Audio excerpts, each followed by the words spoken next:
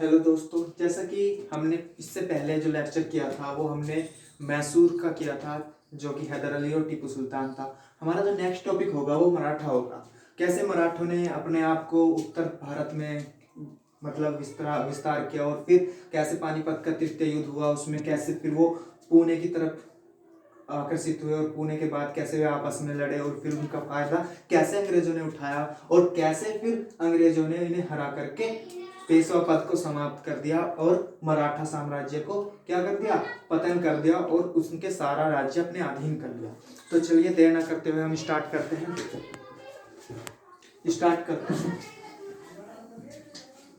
सबसे पहले बात की जाए तो मुगल साम्राज्य की बात करें। जब मुगल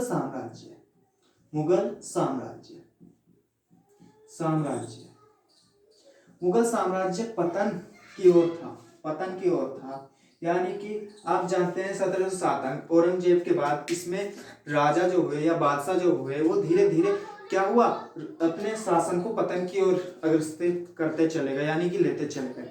इसके बाद क्या हुआ, मुगलों की केंद्रीय सत्ता निर्बल तथा क्या हो रही थी, प्रभावहीन हो रही थी। यानी कि पहले क्या था, जो पूरे देश का केंद्र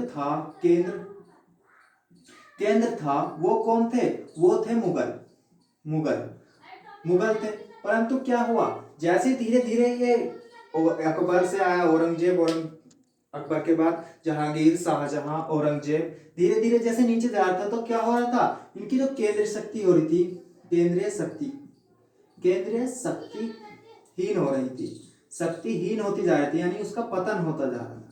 पतन यानी कि डाउनफॉल होते जा रहा था। उसके बाद क्या हुआ, धीरे धीरे जब इनकी शक्ति का पतन हुआ तो आप जानते हैं मराठा, मैसूर जैसे राज्य क्या हुए, अपने आप में स्वतंत्र होते चले गए। स्वतंत्र के बाद क्या हुआ, तो उधर मराठा की बात करें और मैसूर की बात करें। मैसूर की हम कर चुके हैं। मराठा संघ, जैसे कि मराठा संघ भी एक बना, मराठा संघ की बात करें तो ये लगभग 3 या 4 तरह के थे। सबसे पहला नागपुर के भोसले, जो कि नागपुर में एक शाखा थी। नागपुर में किसकी, मराठों की एक शाखा थी या संघ की शाखा थी, किसकी, भोसलों की। नागपुर में भोसले थे। दूसरे उसके बाद होलकर थे, इंदौर के होलकर थे। ये कहां थे, ये सब मराठा के ही संघ थे। दूसरा था बड़ौदा के गायकवाड़।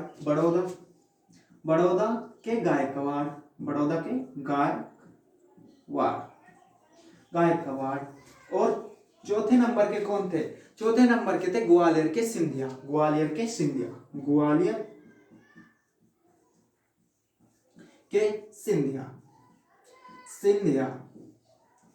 ये 4 प्रकार के संघ, मतलब इस संघ में 4 शाखाएं थी इनकी। नागपुर के भोसले, इंदौर के होलकर, बड़ौदा के गायकवाड़ और ग्वालियर के सिंधिया। ये 4 थे, ये प्रमुख थे, ये मुख्य सरदार थे। जिसमें क्या होता था, प्रमुख नेता कौन होता था, पेशवा। इन सबको कौन देखता था, इन सबकी जो केंद्रीय शक्ति थी वो पेशवा देखता था।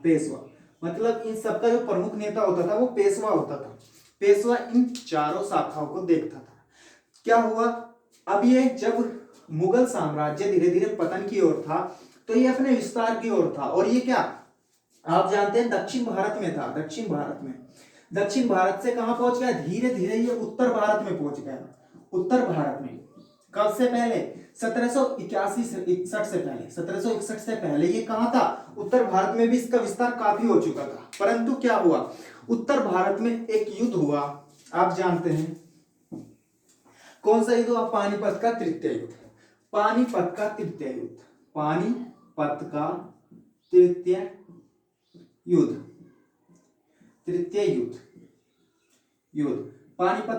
1761 में किसके बीच हुआ, मराठों और किसके, अहमद शाह अब्दाली।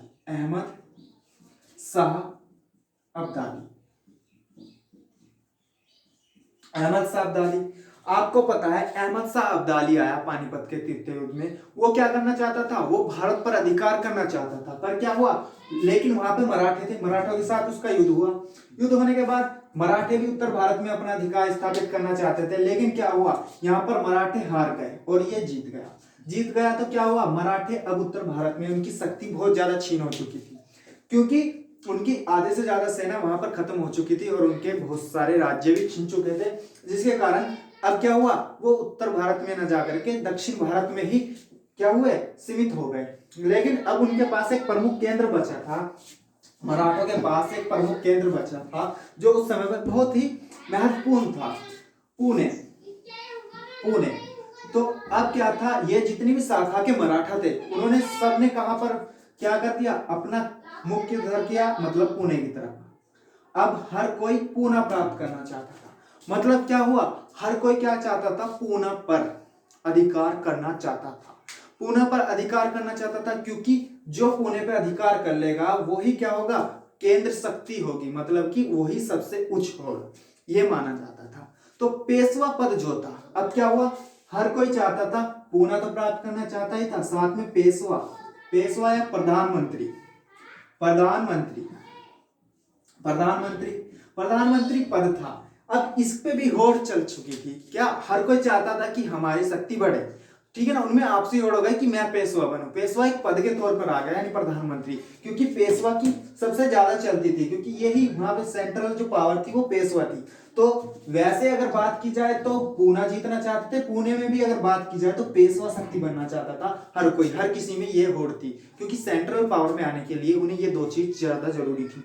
और इसी के चलते क्या हुआ, ठीक है ना, पेशवा बनना चाहता था, होड़ हो गई। और उसके बाद मराठा सरदारों में क्या हुआ, आपसी कलह हो गया, और इसका फायदा किसने उठाया, जब ये आपस में लड़ने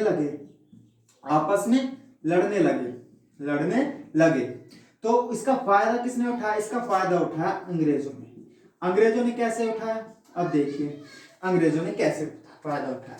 आप जानते हैं ये कहानी हो गई कभी 1781 के बाद के समय की। लेकिन क्या हुआ, आप जानते हैं एक पेशवा हुए हैं जिनका नाम था पेशवा माधवराव।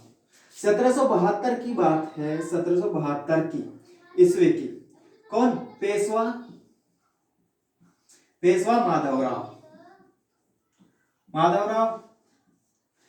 माधवराव की बात की जाए तो इनकी मृत्यु हो गई थी 1772 में मृत्यु हो गई थी 1772 में इनकी मृत्यु हो गई थी। तो इनके जो चाचा थे, चाचा रघुनाथ राव,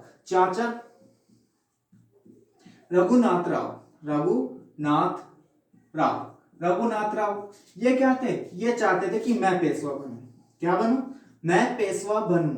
तो चाचा रघुनाथ राव चाहते थे कि मैं पेशवा बनूं, किसकी मृत्यु के बाद, माधवराव के। और इसके चलते क्या हुआ, इन्होंने जो इनके पेशवा माधवराव थे, इनके बड़े पुत्र किनके, पेशवा राव के बड़े पुत्र नारायण राव की हत्या करा दी।